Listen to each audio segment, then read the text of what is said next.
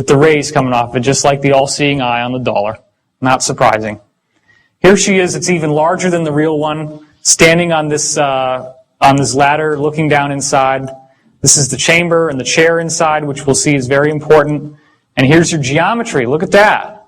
Did anybody notice that when you were watching the movie? Because it goes by pretty fast. That's that same geometry that's in the background radiation of the whole universe with the sphere in the center. They fire it up. Guess what happens? Big, bright luminosity, just like the real thing. The real thing that they're actually using and have been using since the 40s at least. And here's what it looked like from the control room. It gets brighter and brighter, and then she starts having the floor disappear. She gets dropped down inside, and then, of course, she goes through this wild wormhole ride, and there's an ascension experience at the end of the dream, because it is like a big dream, because she's in the dream plane. Now, last Mimsy, again, you got the same principle. The children find these little objects. She finds this toy rabbit, and he finds this little thing that helps him speak to the spiders. It all comes out of this cube that they find. Well, guess what's going on here? Same thing. It creates, at the end of the movie, it has created a wormhole into the higher realms, which allows them to send DNA into the future. Now, this movie is like an infomercial for everything that my colleague, Dr. Dan Burish, has been saying he dealt with in Majestic 12, dealing with extraterrestrials from our own human future human lineage extraterrestrials, as he called them. That apparently, in his system, they have gone to the future, they have survived, but they had a small gene pool as a result of the cataclysmic activity in 2012, and I'll get into why I don't believe this is what's going on. And then they needed our DNA, and they're trying to come back in time to get our DNA to fix their genetic problem. So this whole movie is just a big infomercial for all the stuff that Burish has been saying, right down the letter. And there was a lot of development on the script. It is actually a great movie. I do recommend it. Now here's the thing. This is actually precisely what was found, except for the sphere, but the shape, and then even the little filigree on the outside, the little 1 centimeter raised filigree. This is what's called the cube. It was found in the Roswell crash. And this is what it looks like when the tides open. Do you ever see the movie Hellraiser? I don't know if you'd want to.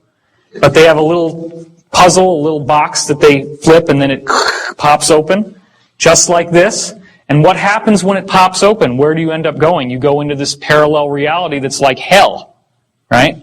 So that's all based on real knowledge, because some of the spiritual planes you can go to are pretty nasty places. So when it opens up, you get these brilliant, vibrant colors inside and this grid pattern. It's called the yellow disc because the little yellow disc forms right here when it starts. And then you get a full color image, unlike the other one where it's argon gas and it's all yellowy. You get a perfect color image on the real thing. And of course, there's a treaty that they have with the ETs that forbids them from giving you the writing that's on those panels. We can't do anything about that. Again, you're seeing the same redundant geometric metaphors here, the sphere with the geometry. So, all of this stuff, all of this usage of the looking glass technology has created some very, very interesting things. They have used this, for example, to cheat on presidential elections. Think about it. If you actually did have a technology that could allow you to look into the future and you're running for office, what are you going to want to do? You're going to want to go look at the newspaper headlines and the television, figure out what swing states you lost. So then you're back in time, and you can program your Diebold voting machines to tip the vote just enough that it's exactly 50-50, which is what happened in 2000 with George W. versus Gore, and it's what happened again in 2004 with George W. versus John Kerry. Okay? The problem is that as a result of the fear that they have that in 2012 that you're going to get an Earth axis shift, which is caused by an inappropriate amount of energy moving through the looking glass devices. They have, as of December 2006, completely deactivated and deconstructed all looking glass technologies on the Earth.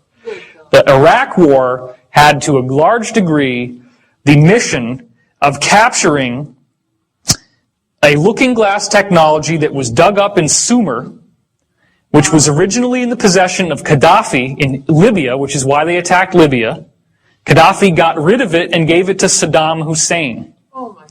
Saddam Hussein was using this technology, viewing the future.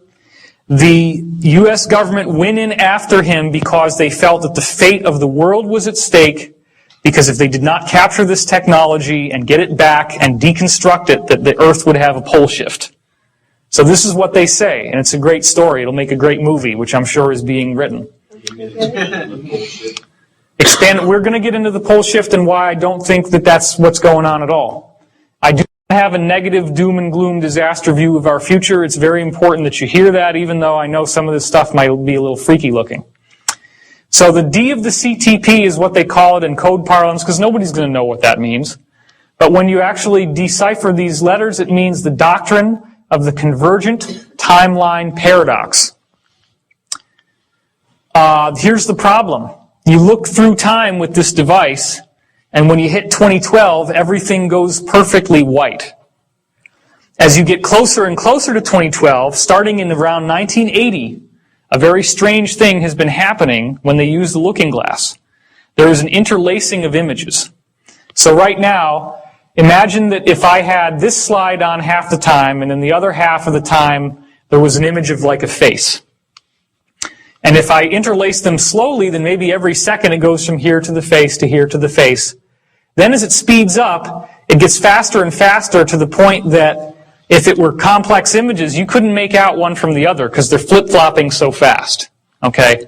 That's called interlacing, and the frequency of the interlacing gets higher and higher as you go towards 2012. So anytime that they try to look at, or they used to try to look because they're not using them anymore, 2009, 2010, 2011, 2012, bam.